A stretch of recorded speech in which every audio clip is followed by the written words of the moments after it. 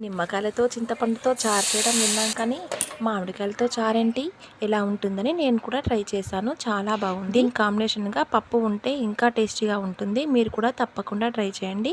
దీనికోసం ముందుగా మామిడికాయలను వాష్ చేసుకొని కొన్ని ఫ్రెష్ వాటర్లో ఇలా ఉడికించుకోవాలి. ఇవి చల్లారే వరకు మిరపకాయలు కూడా కాల్చుకొని పక్కన పెట్టుకోవాలి.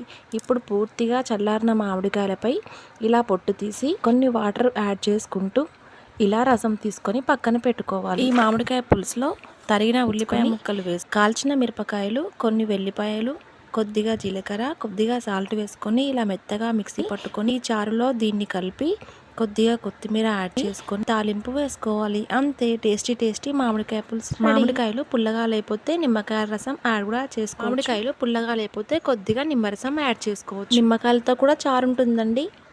మీకు ఇంట్రెస్ట్ ఉంటే నిమ్మకాయలతో కూడా చారు చేసుకోవచ్చు. వీడియో కనుక మీకు నచ్చినట్లయితే ఒక లైక్ కొట్టండి.